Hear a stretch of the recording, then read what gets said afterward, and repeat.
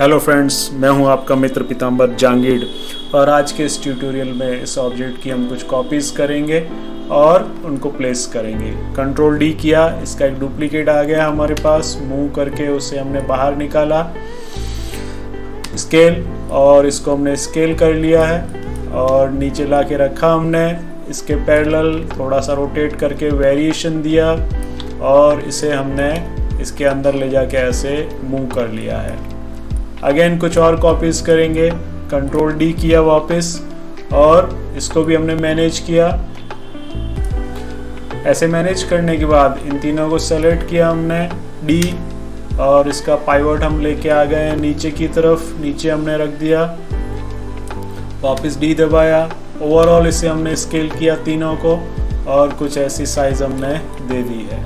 Now in तीनों की history delete करेंगे। हिस्ट्री डिलीट किया हमने और इन तीनों को हम मिला देना चाह रहे हैं, तो तीनों को सेलेक्ट कर रखा है। मैश कंबाइन पे क्लिक किया, ये तीनों मिलके एक हो गए हैं। अभी कंट्रोल 1 करके हम हमारे सीन में आ जाते हैं। आइसोलेट मोड से बाहर आए, देख रहे हैं इसका स्केल बहुत छोटा है। स्केल किया इसे हमने यूनिफॉर्म और एक बहुत बड़ा स्केल करने के बाद इसे हम हमारे सीन के पीछे ले जाके रख देंगे यहाँ पर कहीं पे, और जैसी ज़रूरत होगी उसके अकॉर्डिंग स्केल आप मैनेज करते रहेंगे। तो ऐसा कुछ हमने उसे मैनेज कर लिया। नाउ इसकी बहुत सारी कॉपीज़ और हम बनाएंगे और उसे यहाँ पे प्लेस करेंगे। तो कंट्रोल डी की आपको उसके लिए हेल्प लेनी है। तो ये हमने बहुत सारी कॉपीज़ रख दी हैं, उनको स्केल किया है रोटेट करके और इस तरीके से पूरे बैकग्राउंड को हमने कवर कर लिया है। नाउ हमें कुछ स्टोन्स की ज़रूरत लग रही है। क्रिएट पॉलीगॉन प्रिमिटिव्स और प्लेटोनिक सॉलिड की हम हेल्प लेंगे।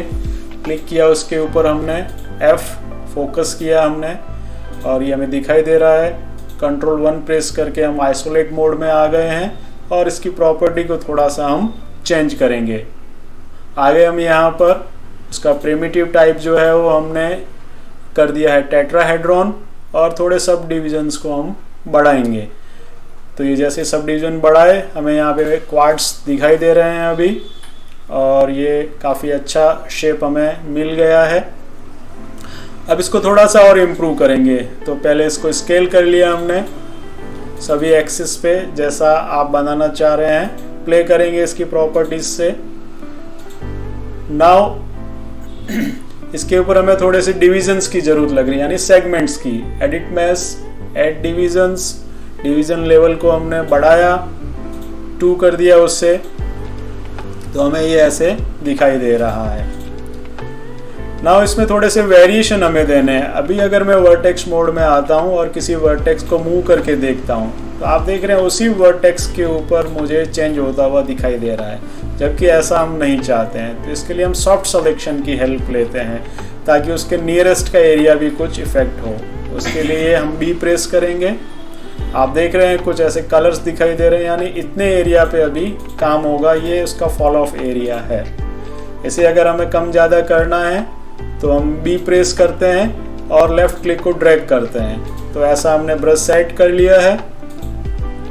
और अब जब आप मूव करेंगे तो देखिए इस तरीके से हमें यहाँ पे काम होता हुआ दिखाई देता है। नाउ डिफरेंट प्लेसेस के ऊपर आप प्ले कर लेंगे और वेरिएशन देंगे, अच्छा शेप बनाएंगे। हम रोटेट करके भी चेंज कर सकते हैं। मैंने थोड़ा सा एरिया बढ़ाया, यहाँ पे रोटेट किया और ये वेरिएशन हमने यहाँ पे किया। प्ले करेंगे आप आपके अकॉर्डिंगली जैसा आप बनाना चाह रहे हैं, अचीव कर लेंगे शेप।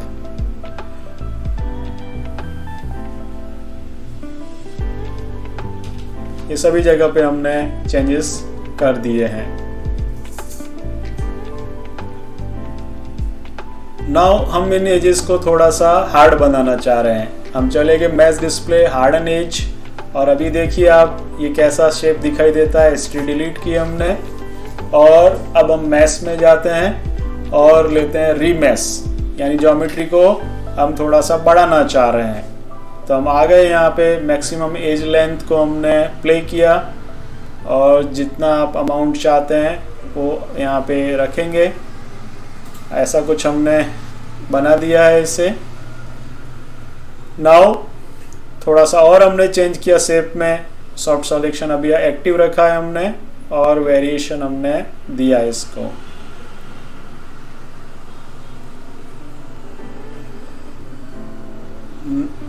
अभी हम जा रहे हैं मैश और ले रहे हैं रिड्यूस, यानी ज्योमेट्री को हमें कम करना है।